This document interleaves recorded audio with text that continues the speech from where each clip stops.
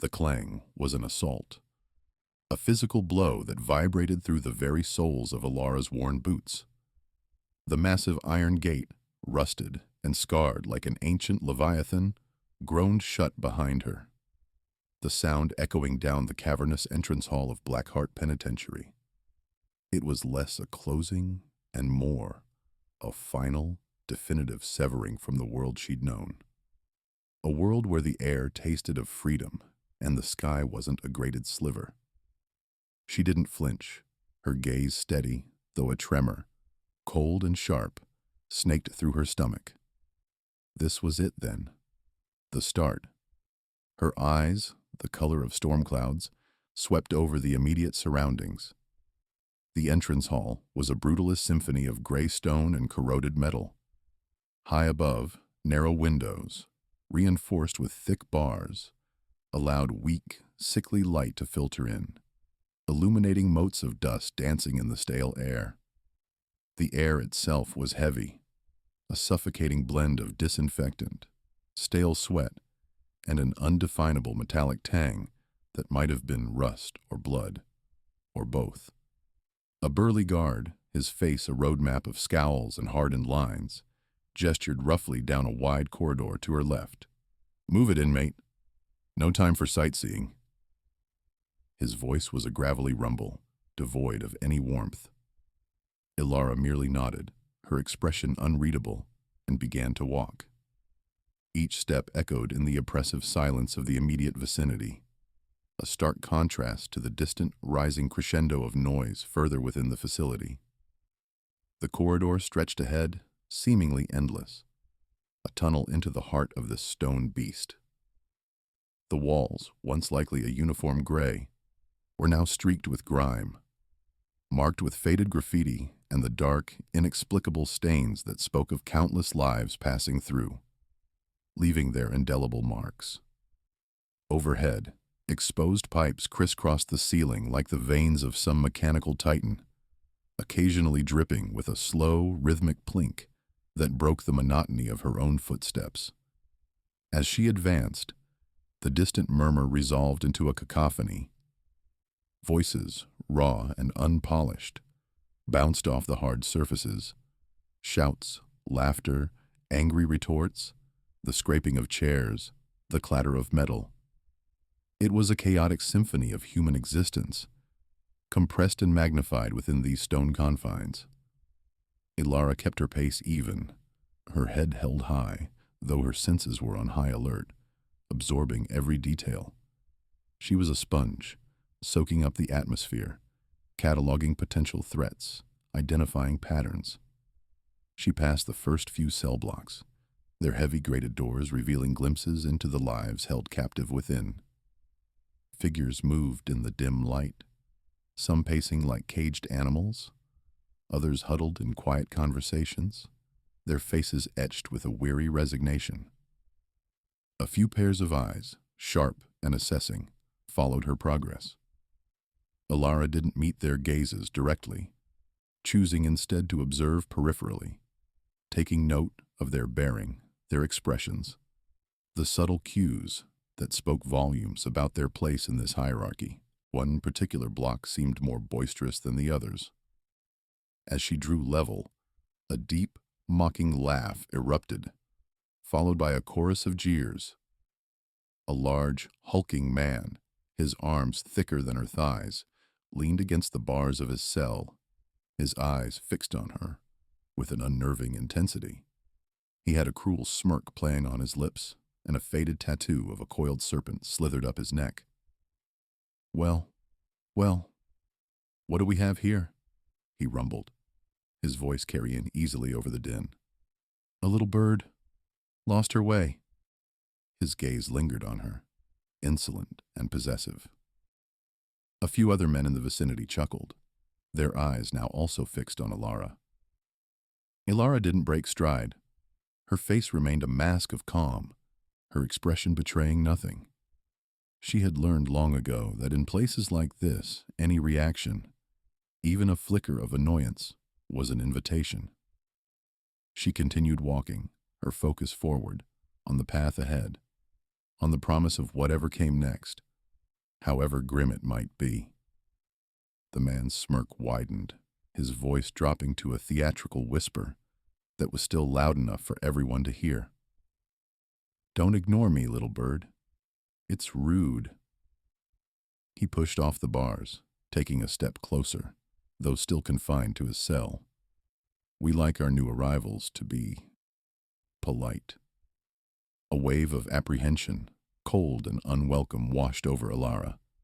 She could feel the weight of their collective gazes, the unspoken challenge. She was an anomaly here, a woman in a place designed for men, and that made her a target. Her reserved nature, usually a shield, could be misinterpreted as weakness. She knew this. She also knew that the first few hours, the first few days, were crucial. How she navigated these initial interactions would set the tone for her entire stay. She reached the end of the corridor, turning left into another, slightly narrower passage. The guard who had initially directed her was now a good distance behind, engaged in conversation with another officer. She was effectively on her own, navigating this labyrinth of concrete and steel. The noise from the main blocks gradually receded, replaced by the softer, more isolated sounds of individual cells. The occasional cough, the rustle of movement. The sense of isolation intensified. The cold stone pressed in, the air grew heavier, and the distant clamor of the main population felt miles away, like a fading dream. She was alone in this new reality, adrift in a sea of unknown dangers. Her mind, however, remained sharp, clear. This wasn't the first time she'd faced daunting odds, nor would it be the last. Her strength wasn't in brute force, but in observation, in strategy, in the quiet, unyielding resilience that had seen her through worse. She reached a doorway, marked with a faded intake processing. This, she knew, was where the real ordeal would begin. With a steadying breath, Alara pushed the heavy metal door open and stepped inside. The soft click of its closure a whisper compared to the thunderous clang of the main gate, but no, less final. A wall in the hall. The steel door's clang reverberated down the narrow corridor, a final severing chord. Alara advanced, her boots soundless on the worn concrete. The air hung heavy with the metallic tang of old blood, underscored by a sharp, unidentifiable disinfectant. Her initial dread had dissipated, replaced by a cold, quiet resolve. She was here now. Survival was the sole imperative. Rounding a bend, she found her path entirely obstructed. A hulking figure, not merely large, but a veritable human mountain, materialized. He was a solid wall of muscle and menace. His head brushed the low ceiling. His shoulders, straining a stained gray uniform, spanned the hall's full width. Arms crossed over a barrel chest, he stood legs wide, an immovable edifice. Small, beady eyes, set in a heavily scarred face, fixed on Alara with a predatory glint. This was Brick, though his name was yet unknown to her, only his hostile intent. A low chuckle, like stones grinding, rumbled from his throat. Well, what do we have here?" His voice, gravelly and derisive, continued. "Looks like they're scraping the bottom of the barrel these days. Or maybe they just ran out of cages for the ladies." Alara halted a few paces short, her gaze steady, unwavering. No flinch, no tightening of her jaw. Not even a flicker of annoyance disturbed her blank canvas of a face. Beneath, observations churned. The faded bulldog tattoo on his bicep, the slight tremor in his left hand that belied his bravado, the way his eyes darted, checking for unseen observers. He was playing to an audience. "Lost, little bird?" Brick pushed off the wall, closing the already confined space.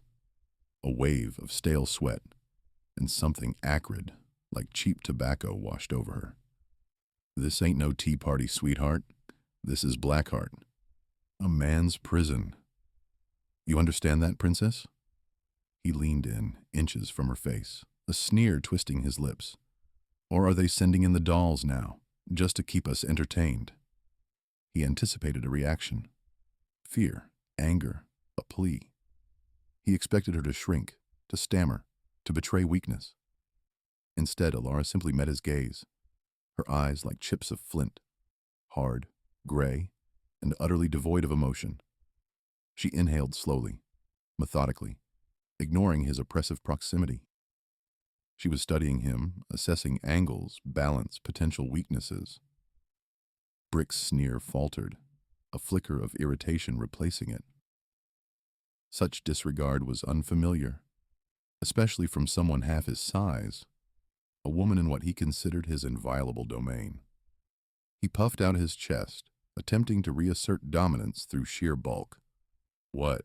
Got nothing to say? Cat got your tongue? Or maybe they cut it out for talking back too much.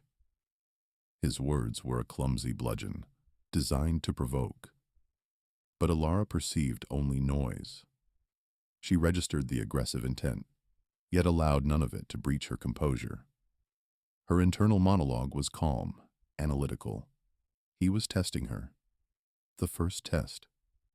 Her response now would dictate future interactions. Fear invited predation. Anger surrendered control. You think you're tough, little thing? Brick pressed, his voice rising, frustration mounting. He jabbed a thick finger toward her chest, stopping just short. Coming into our house, acting all high and mighty. You'll learn. They all learn. This place breaks everyone, especially the pretty ones. He let out another grating, humorless laugh. You'll be crying for your mommy by sundown.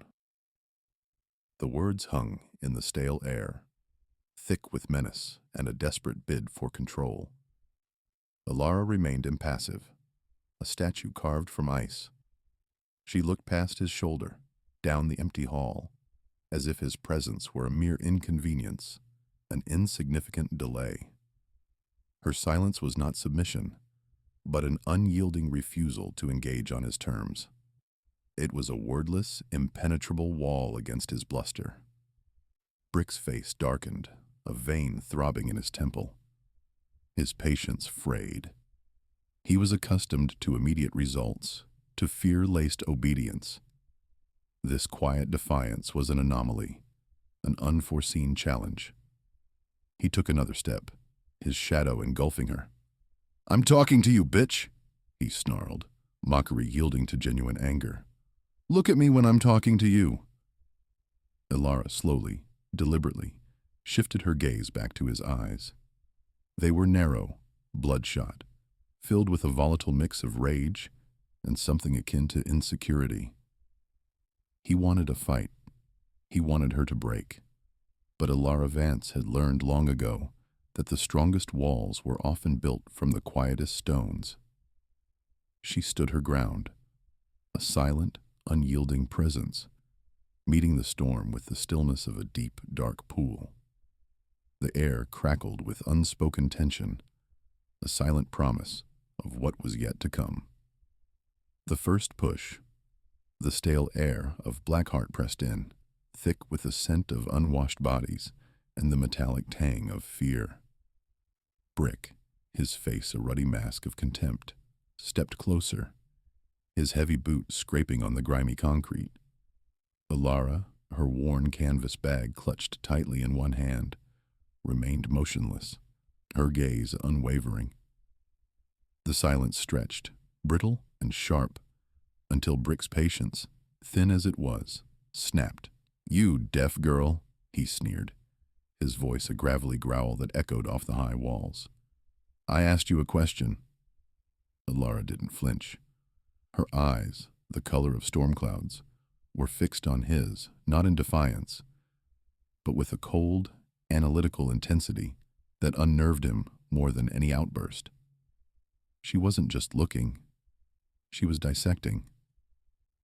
A flicker of irritation crossed Brick's face, quickly morphing into a sneer. He took another step, closing the distance, his bulk casting a formidable shadow over her slender frame. Think you're tough, do you? New meat always does. They learn. His lips peeled back in a predatory grin, revealing yellowed teeth. They always learn. Without warning, Brick's massive hand shot out, not to strike, but to shove. The impact was sudden, forceful, sending a jolt through Alara's arm as she braced herself. He pushed her squarely in the chest, aiming to dislodge her balance, to send her stumbling, to make her drop the bag and all the meager possessions it contained. He expected a cry, a gasp, a sign of weakness, but Alara merely swayed, a reed in a gale. Her feet, planted firmly despite the worn soles of her boots, shifted almost imperceptibly, absorbing the shock. The canvas bag remained clutched in her hand, a small, stubborn anchor. She didn't fall. She didn't even stumble. Her expression remained as placid as a frozen pond. Brick's cruel laugh ripped through the sudden quiet. It was a guttural sound, devoid of genuine amusement, designed solely to humiliate. Look at her. Little twig girl, thinking she can stand up to Brick? He clapped his hands together, the sound echoing unnaturally in the confined space. She's gonna break, just like all the rest.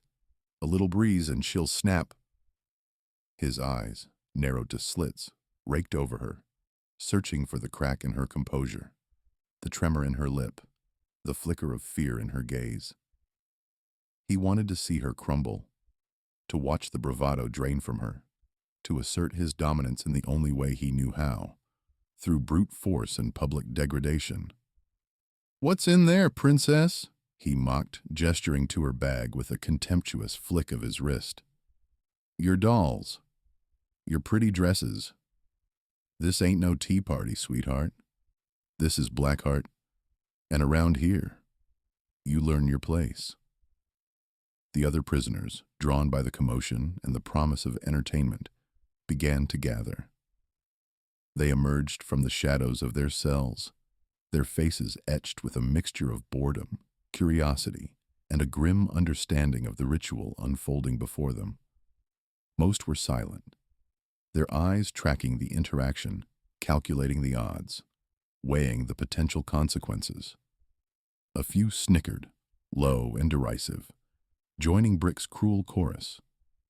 They were the ones who had long since broken, finding a perverse satisfaction in watching others endure the same initiation. Their faces were hard, their eyes hollow, reflecting the harsh reality of their existence. From the periphery, an older man, Silas, watched with an unreadable expression. His gaunt face was a tapestry of wrinkles. His eyes, though clouded with age, held a sharp, knowing glint. He leaned against the cold stone wall, a silent sentinel, his presence almost unnoticed amidst the growing crowd. He had seen countless such confrontations, countless acts of petty cruelty. He knew the dance, the expected steps, the inevitable conclusion. Yet he continued to watch Alara, a faint tremor of something akin to intrigue stirring within him. She wasn't playing the expected part. Brick, emboldened by the growing audience and Alara's continued silence, leaned in, his voice dropping to a menacing whisper. "You ain't gonna last a week, girl. You're too soft, too quiet. Blackheart eats the quiet ones alive." He punctuated his words with another less forceful push, a lingering pressure designed to remind her of his physical superiority. Alara's gaze remained locked with his. The storm in her eyes seemed to gather, not for a furious outburst, but for a calculated assessment. She wasn't yielding, not a single inch. Her silence wasn't fear. It was a wall, an impenetrable barrier that Brick, for all his bluster and bulk, couldn't breach. He was shouting into a void, his words and actions bouncing back, powerless. The frustration in his eyes began to deepen. a dangerous spark igniting beneath the surface of his manufactured rage. He wanted a reaction, any reaction, that wasn't this unsettling, unyielding calm. And Alara, without uttering a single word, was refusing to give it to him. Grandpa's whisper. Brick's beefy hand connected with Alara's shoulder again, a frustrated grunt escaping his lips. This wasn't the satisfying thud he usually got from new arrivals, the kind that sent them sprawling, or at least stumbling, into the grimy walls. Alara merely swayed, a willow in a gale, absorbing the impact with an unsettling grace.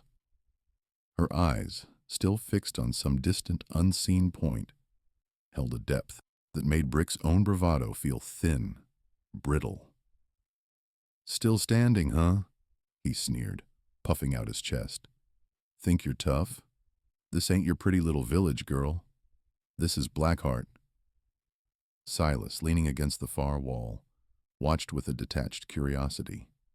He'd seen plenty of new faces pass through Blackheart's gates, most of them broken within the first few days. This one, though, there was something different about her stillness, a quiet strength that hummed beneath her slender frame.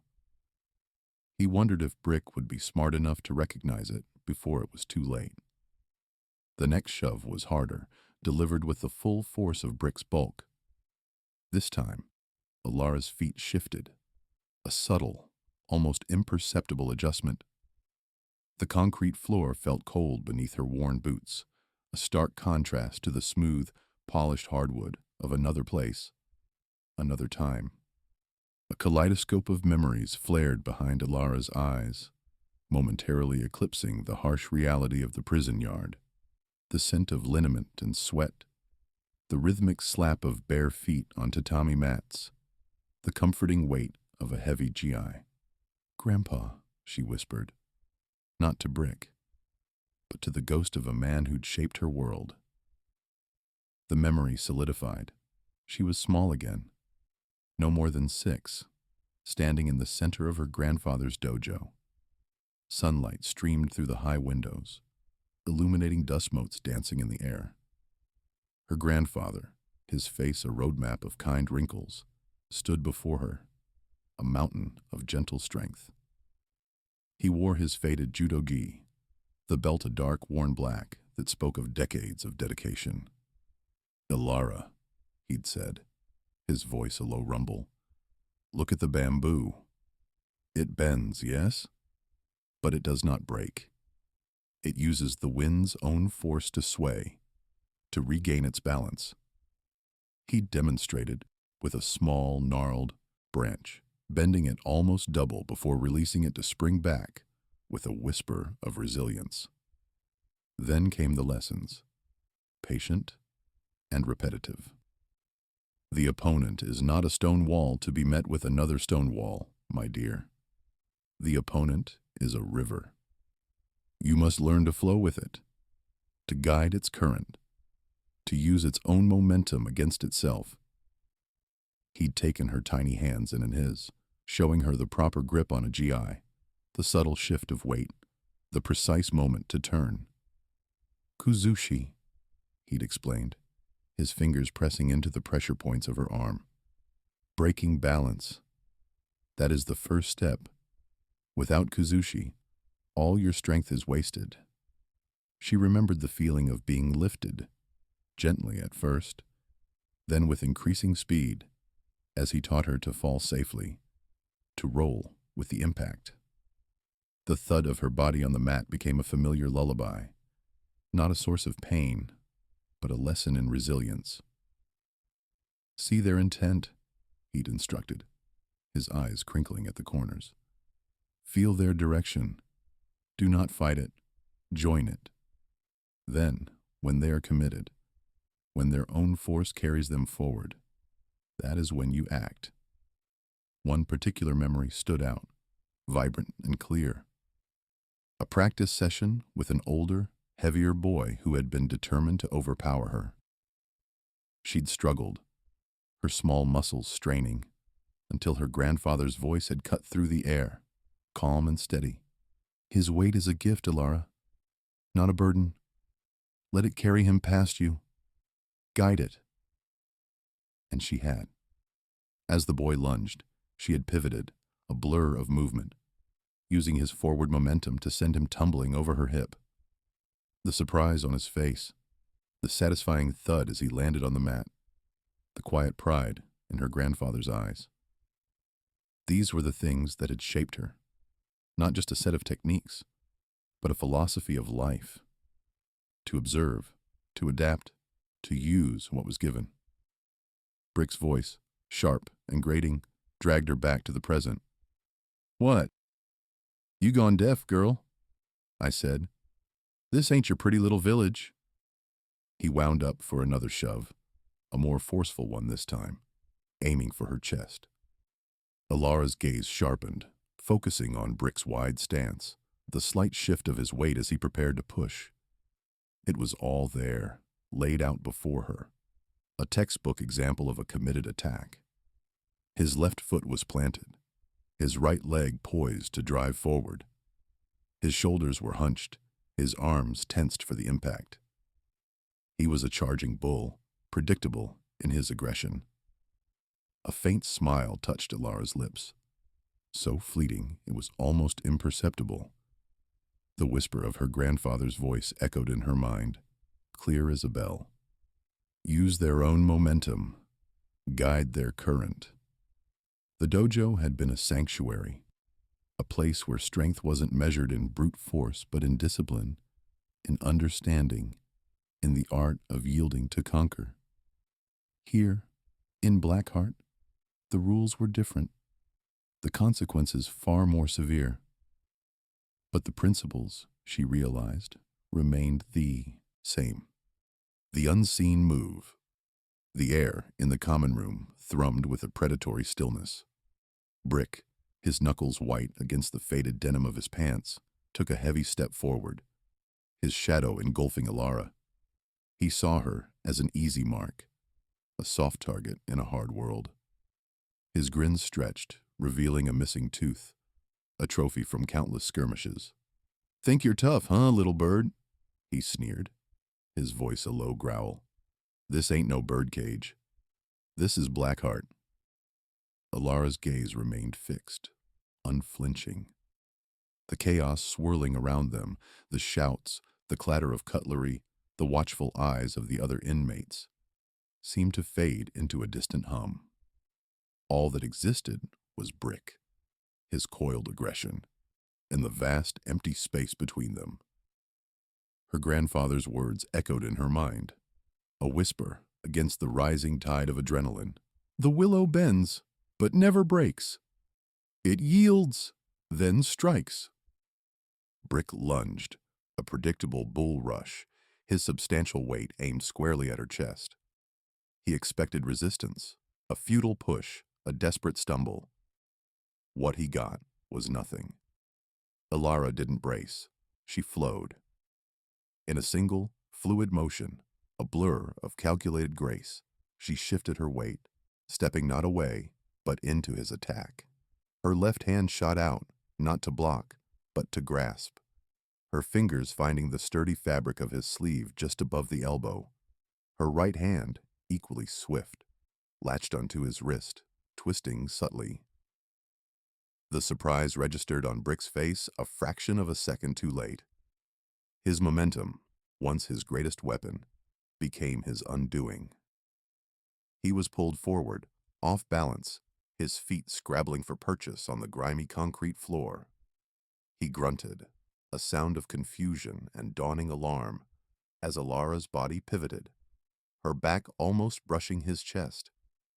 She dropped her center of gravity, a sudden controlled dip, pulling him down and over her hip with astonishing ease. A collective gasp rippled through the common room. Inmates who had been betting on Alara's swift defeat froze, their eyes wide. Silas, leaning against a graffiti-scarred wall, straightened imperceptibly, a flicker of something akin to awe in his usually impassive eyes. Brick, a man accustomed to being the immovable object, found himself soaring through the air. The world spun, a dizzying kaleidoscope of ceiling lights and startled faces. He had been so certain of his dominance, so convinced of her fragility. The ground rushed up to meet him with a sickening thud that reverberated through the very bones of the prison. He landed hard on his back, the impact stealing the air from his lungs in a guttural cough. His head bounced once, a dull crack against the unforgiving floor. For a long moment, silence descended, thick and heavy. The clatter of cutlery ceased. The low murmur of conversation evaporated. Every eye in the common room was fixed on the scene.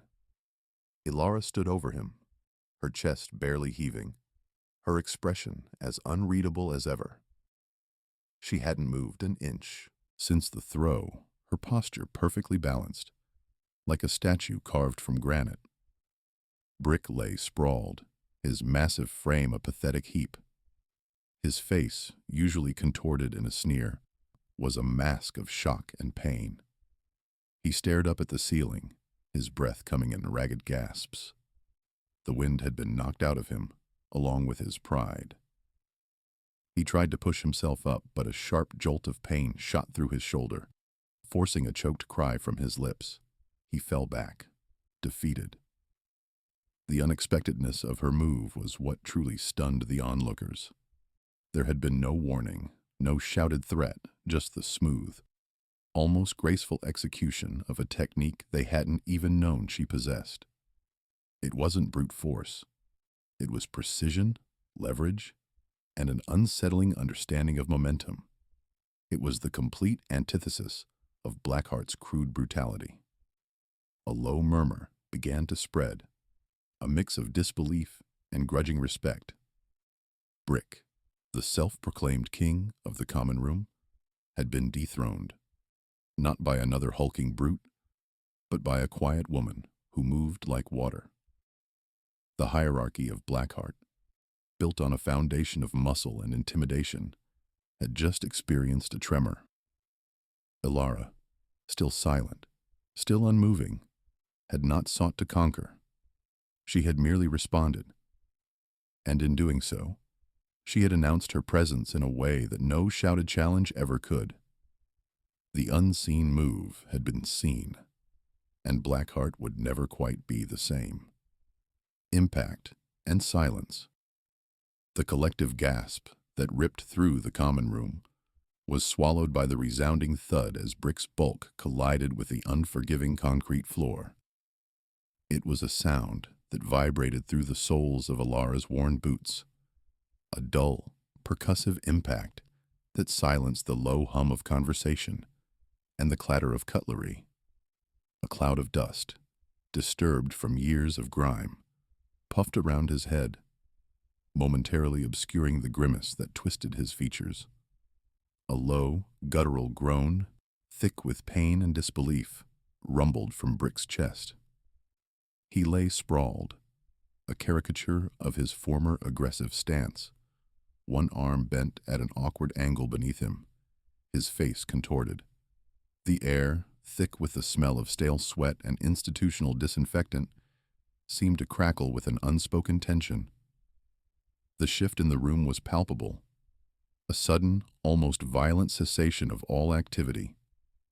Every eye, moments ago filled with a predatory amusement at the prospect of a new inmate's humiliation, was now fixated on Ilara, then on Brick, then back to Ilara. The snickers had died in throats, the murmured bets unspoken. A fork, midair on its journey to a mouth, clattered onto a metal tray, the sound unnaturally loud in the profound silence. Ilara stood, her posture unchanged, a picture of calm amidst the sudden chaos. Her gaze, cool and unreadable, swept over the stunned faces. No triumph, no fear, just a quiet acknowledgement of the ripple she had created. The subtle tremor of her muscles, a residual effect of the precise exertion, was known only to her. Her mind, however, was already cataloging the reactions, observing the subtle shifts in expressions, the widening of eyes, the slackening of jaws. Silas, perched on his usual bench in the corner, a half-eaten bread roll forgotten in his hand, watched with an intensity that belied his usual detachment. His eyes, dark and ancient, seemed to gleam with a flicker of something akin to approval, though his face remained impassive. He had seen countless acts of violence within these walls, witnessed the endless cycle of dominance and submission. But this was different. It wasn't brute force meeting brute force. It was something far more refined, a quiet disruption of the established order. The effortless precision of Alara's movement had not been lost on him. He saw not a woman, but a force. Brick, finally managing to push himself onto his elbows, his breath coming in ragged gasps, looked up at Alara, his eyes narrowed, burning with a mix of fury and something new, a flicker of genuine fear. The humiliation was a physical ache, sharper than any bruise. He had underestimated her, a mistake that now resonated through every bone in his body. The swagger that had defined him moments before had evaporated, leaving behind a raw, exposed vulnerability that surprised even his closest cronies. Around them, the prisoners remained frozen, caught in the aftershock. Some wore expressions of outright shock, their mouths slightly agape. Others, the more seasoned inmates, displayed a calculating gleam in their eyes, reassessing their internal hierarchies, their potential alliances. The landscape of Blackheart had just been subtly, but undeniably, altered. The rules, once etched in the unyielding rock of physical intimidation, now seemed a little less concrete. Alara simply waited, allowing the silence to stretch, to truly sink into the consciousness of every man in the room. She wasn't seeking further conflict, but she understood the message this moment needed to convey. She wasn't an easy target. She wasn't prey, and in the brutal ecosystem of Blackheart, that understanding was a powerful shield, more formidable than any weapon. The air hummed, not with aggression, but with a newfound respect, a grudging acknowledgement of an unexpected power. The guards, who had been lazily observing from their elevated vantage points, now exchanged uneasy glances. Even they, jaded by years of prison brawls, recognized the significance of what had just transpired. A new variable had been introduced, one that might just complicate their carefully maintained, if brutal, order. The silence in the common room wasn't just the absence of sound. It was the heavy weight of a new beginning, a quiet declaration that Blackheart Penitentiary might never be the same. A calm, standia hush, thick and absolute, descended upon the mess hall. It wasn't the quiet of anticipation, but the profound silence that follows an impossible event. Alara stood, a still, unyielding figure, her shadow falling across the crumpled form of Brick. The air around her hummed with a nascent power, not overtly aggressive, but deeply, irrevocably potent. Her breathing remained even, her gaze steady, devoid of triumph or malice. She simply existed in that space, a monument to understated strength. Brick lay sprawled, a twisted heap of muscle and uniform. The heavy clatter of the dropped tray still echoed in the sudden quiet, a stark counterpoint to the soft thud of his body hitting the floor. His face, usually a mask of sneering arrogance, was now a canvas of disbelief and pain. His eyes, wide and unfocused, stared up at the grimy ceiling, then flickered to Alara's impassive face. The swagger that had defined him moments before had evaporated, replaced by a dazed confusion that quickly morphed into something far more primal: fear. A thin line of blood trickled from the corner of his mouth, staining the pale stubble on his chin. He gasped, a wet, rattling sound and tried to push himself up, his arms shaking violently. The effort sent a spasm of pain through him, and he cried out. A guttural sound choked off before it could fully escape. One arm flopped uselessly beside him, clearly dislocated or broken. The sheer force of Alara's throw had been more than just physical. It had been an assault on his very identity, his perception of himself as an unassailable force. The other guards, who had been lazily observing the expected humiliation of the new inmate, now stood frozen, their mouths slightly agape. Their initial amusement had curdled into a mix of shock and a nascent, unsettling respect. Silas, leaning against a pillar, allowed a faint, almost imperceptible smile to touch his lips. He watched Alara with an intensity that bordered on reverence, his decades of experience recognizing a true anomaly, a shift in the established order of Blackheart. Alara remained still, her presence commanding the space around her. She wasn't gloating, didn't offer a sneer or a triumphant word. Her silence was more devastating than any taunt. It implied that this outcome was not a surprise to her, merely an inevitable conclusion. Brick, for all his bluster and bulk, was just another obstacle that had been efficiently removed. The air crackled with the unspoken question. If she could do this to Brick, what else was she capable of? Brick's breath hitched again as he attempted to shift, a pained groan escaping his lips. He was too proud, too ingrained in his role as the dominant enforcer, to fully surrender, but his body betrayed him. The muscles in his neck strained as he tried to lift his head, his gaze meeting Alara's for a fleeting moment.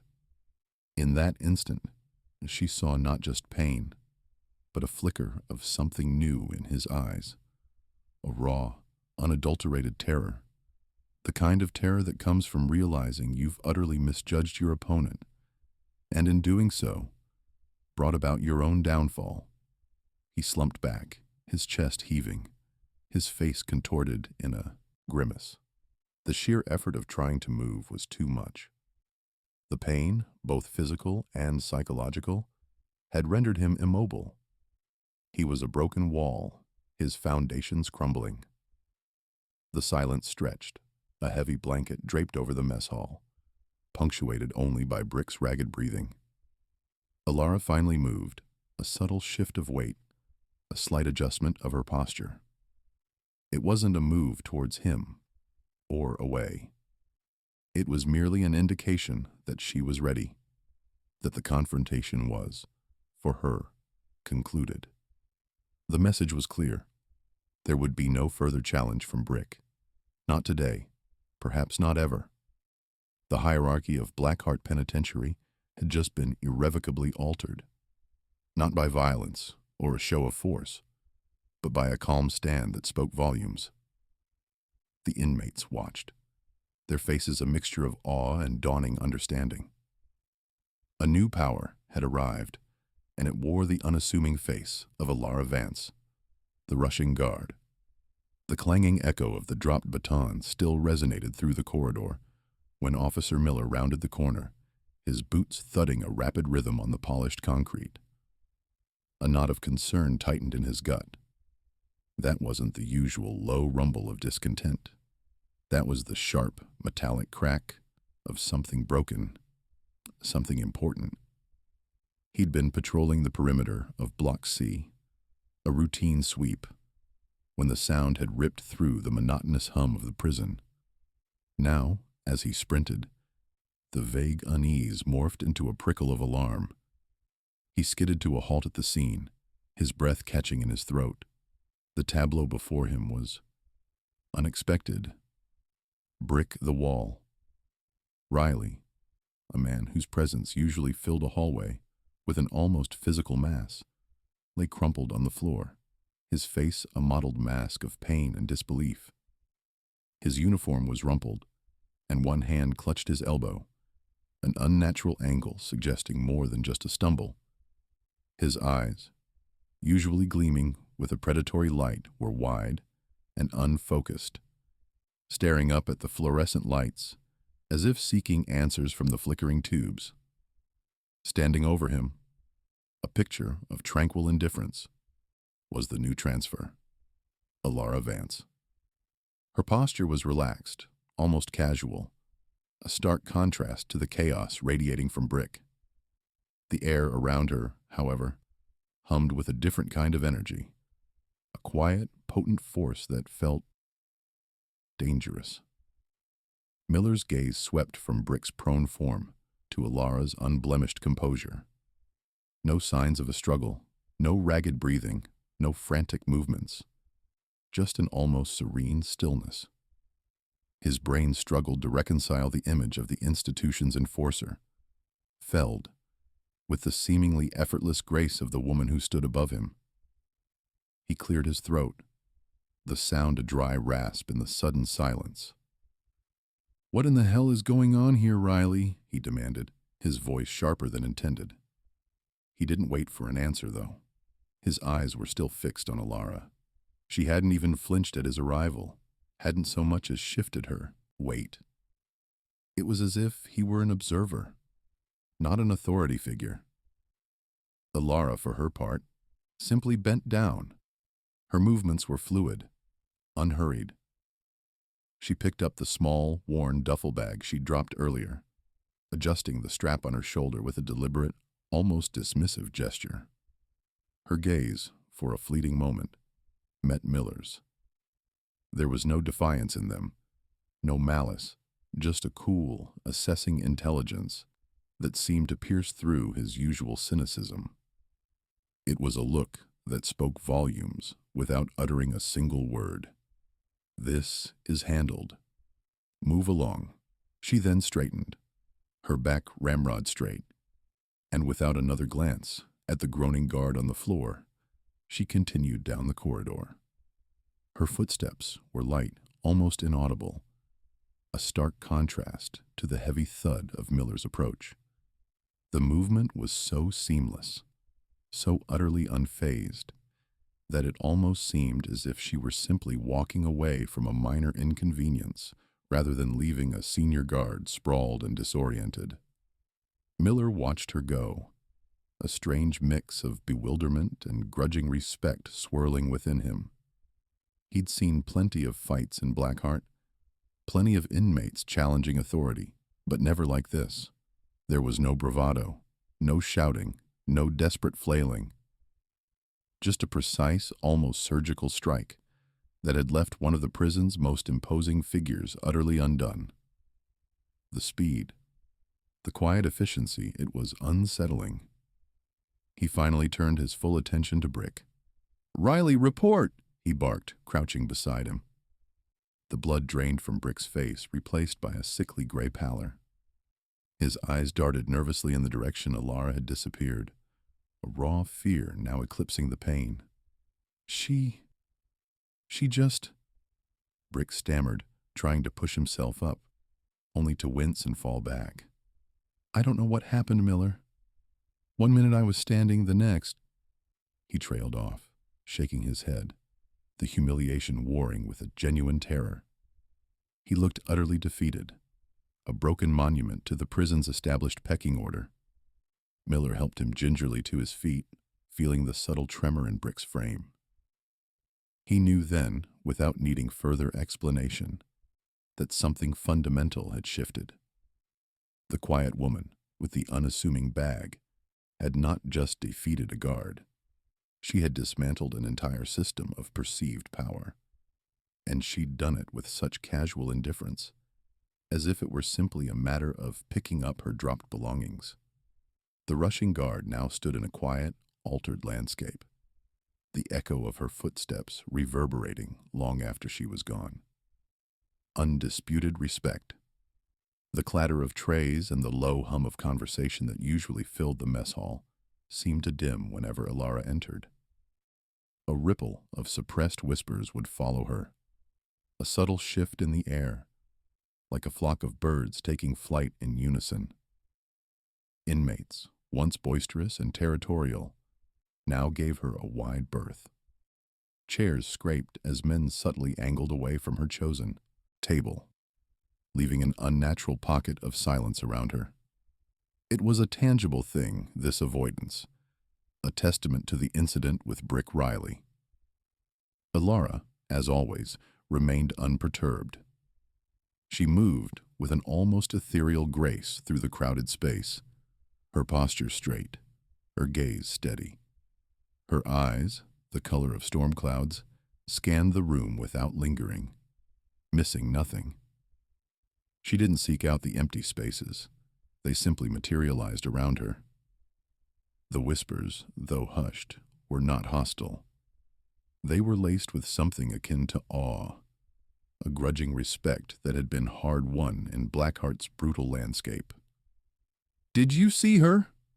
One inmate, a wiry man known as Spider, muttered to his tablemate, his voice barely audible above the general din. "Just walks right in, like she owns the place. And nobody says a word." His tablemate, a hulking figure named Bear, who usually challenged anyone who so much as looked at him wrong, simply grunted, his eyes fixed on Alara's retreating back. He took a long swallow of his murky prison coffee, the usual bravado absent from his demeanor. The story of Brick Riley, the man who could crack heads like walnuts, being found utterly undone by the new transfer, had spread like wildfire. Each retelling embellished the details. A flick of the wrist, a whisper-light touch, a momentary blur of movement. But the core truth remained. Brick, the unmovable object, had been moved, and he hadn't even seen it coming. Word had reached Silas Jenkins, the shadow, in his usual solitary corner of the yard. He sat on an upturned bucket, meticulously whittling a piece of driftwood into an abstract shape. His eyes, keen and ancient, missed nothing, even when seemingly lost in thought. He'd heard the murmurs, seen the shift in the prison's internal current. He'd observed Alara during yard time, her solitary walks along the perimeter, her focused calisthenics, the way she met the occasional curious stare with an unblinking, neutral gaze. He noted the way the younger, more aggressive inmates, usually quick to test new arrivals, now veered away from her path.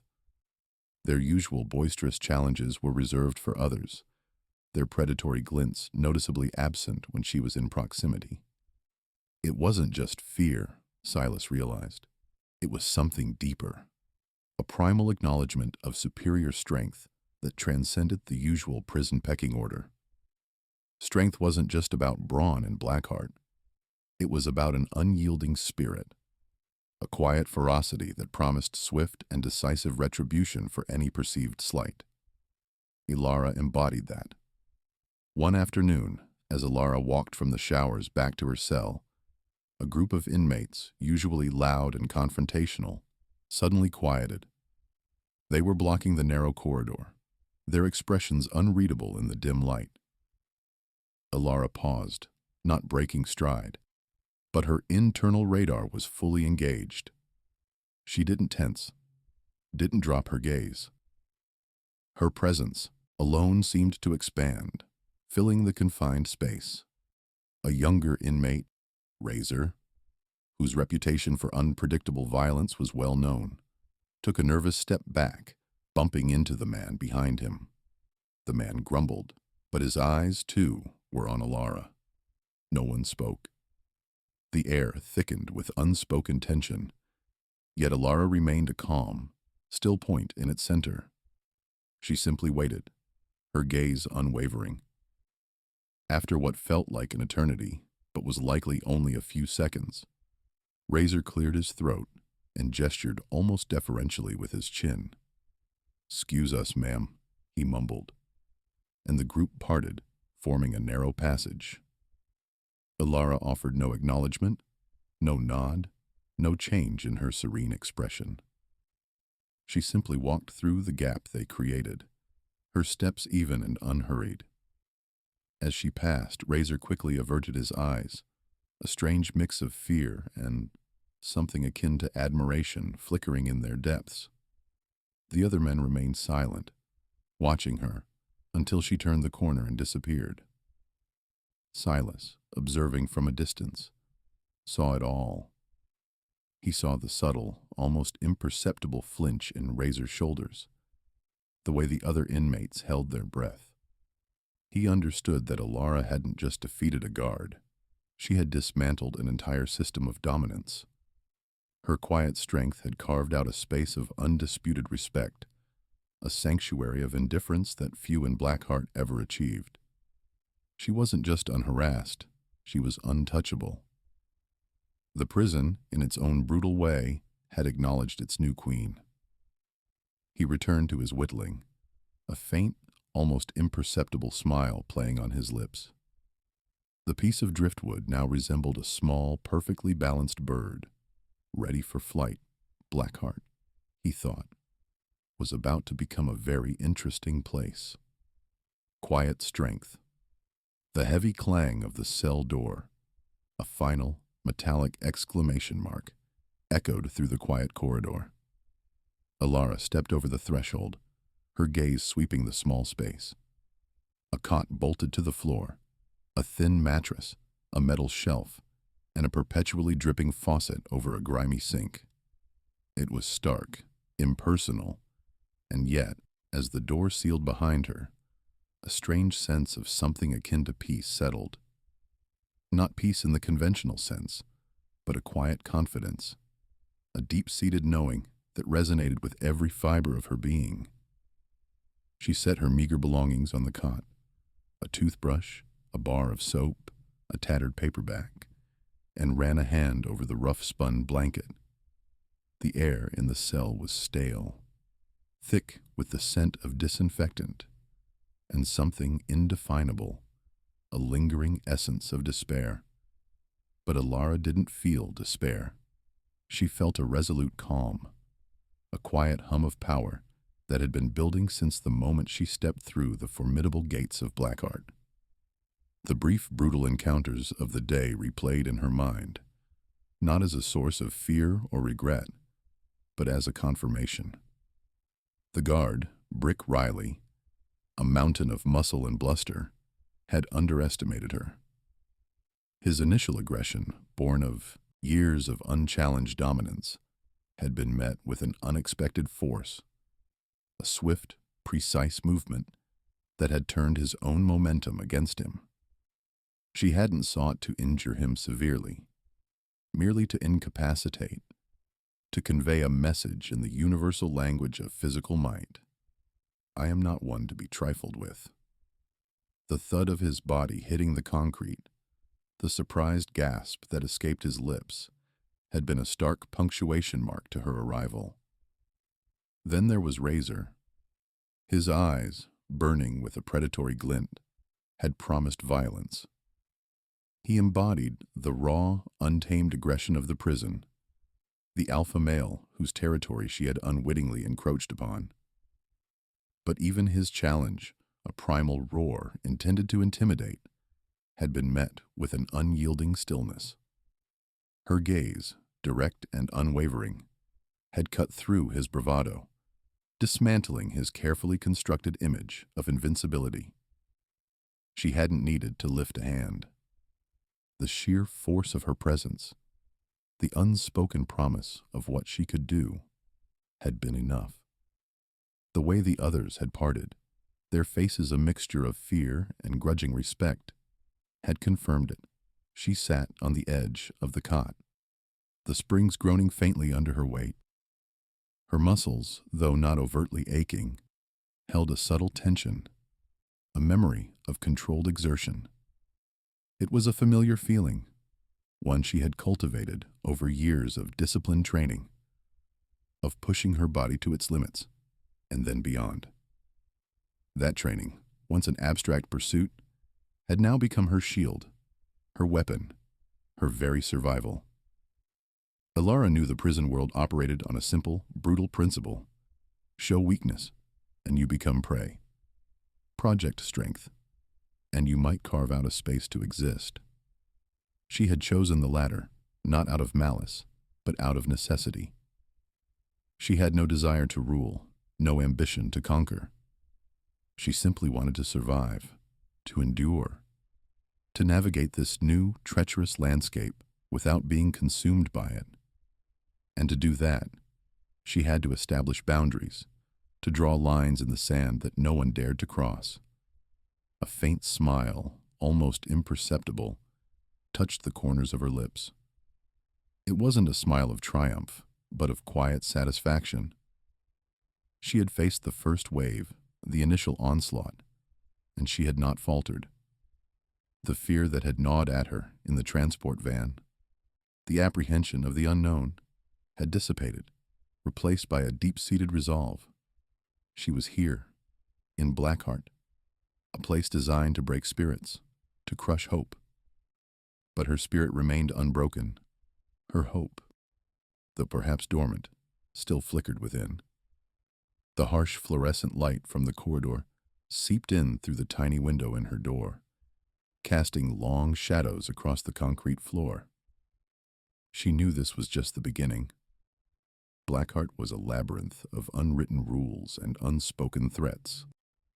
There would be more challenges, more tests, more attempts to assert dominance over her. But she was ready. She had always been ready.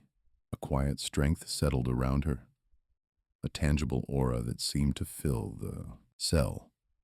It was the strength of self-reliance, of unwavering discipline, of a mind and body honed to a razor's edge. It was the strength of knowing, unequivocally, that she could handle herself. In this harsh, unforgiving place, that knowledge was her most potent weapon, her most formidable defense. Alara lay back on the thin mattress, the scratchy blanket pulled up to her chin. The silence of the cell, broken only by the distant sounds of the prison, was no longer oppressive. It was a canvas upon which she would paint her new reality, a reality forged in quiet strength. Sleep came easily, deep and undisturbed, the sleep of a warrior who had fought her first battle and emerged, not unscathed, but undeniably victorious.